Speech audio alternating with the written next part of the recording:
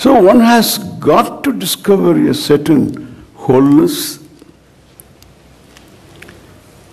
I am going to cite the possibility of being whole,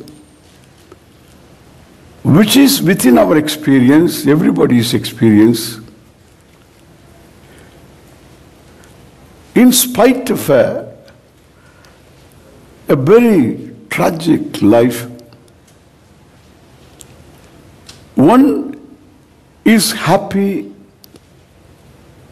in moments which are very few and far between. And the one who is happy, even for a slapstick joke,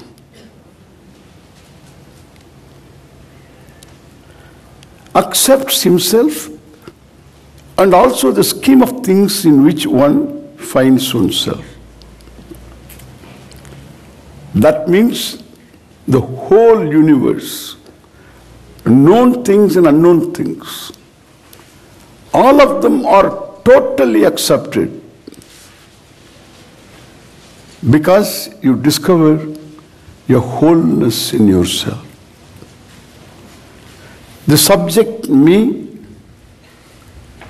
and the object, the scheme of things, fuse into oneness. An experience nobody can say, I am denied of. An experience common to all and sundry. That experience confirms that in spite of all your limitations, all your wants, desires unfulfilled, and the credit cards, and layoffs, and finally baldness, you can be happy. The extension of the logic is that you don't need to fulfill your desire to be happy. You are the very happiness, the wholeness that you want to be. There is no choice in this. That only confirms the reality that the wholeness cannot be different from you, cannot be minus you. It has got to be you. You cannot be a part of wholeness and still be whole. A moment of happiness reveals that reality, that realization, that recognition. Maybe I am the whole. Maybe the Swami is right. Maybe the Swami is right. You start a new life. Then everything becomes meaningful. I have no more reason to blame myself. If one has to blame oneself, one has got million reasons plus many. But if I say, in spite of my body being limited, if it is black, it is not white. If it is white, it is not black. Body is limited. Any which way you look at it, limited. Your knowledge is limited, health is limited, and powers therefore limited, and the cheerfulness is going to be limited. Compassion is going to be limited.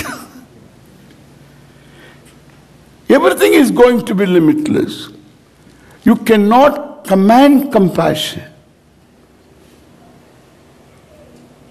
unless you become limitless, and nobody can become limitless. Either you are or you are not. Period. And there is no way of your being not limitless too.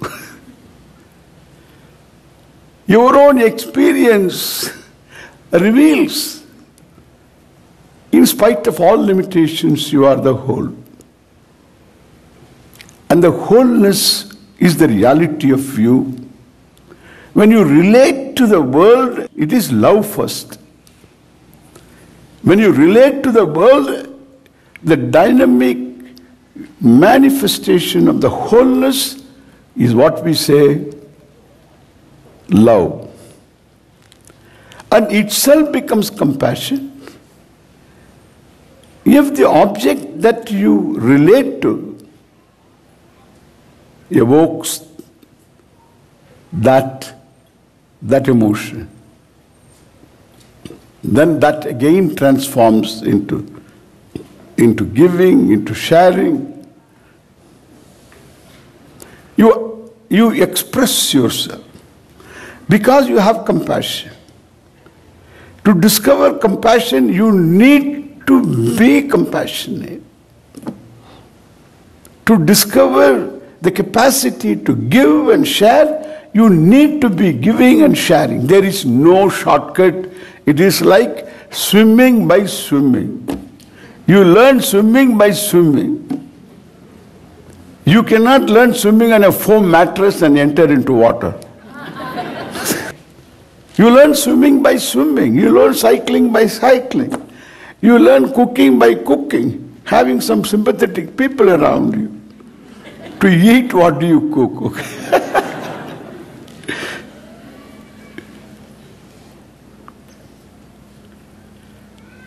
And therefore, what I say, you have to fake it and make it.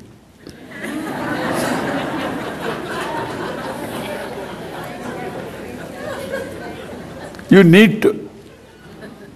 My predecessor meant that. You have to act it out. You have to act compassionately. There is no verb for compassion. But you have an adverb for compassion. That's interesting to me. You act compassionately. But then how to act compassionately if I don't have compassion? That is where you fake. You fake it and make it. This is the mantra of United States of America. You fake it and make it. You act compassionately as though you have compassion. Grind your teeth. Take all the support system. If you know how to pray, pray. Ask for compassion. Let me act compassionately. Do it. You will discover compassion and also slowly a relative compassion, and slowly perhaps if you get the right teaching, you will discover compassion is a dynamic manifestation of the reality of yourself, which is oneness, wholeness, and that's what you are. With these words, thank you very much.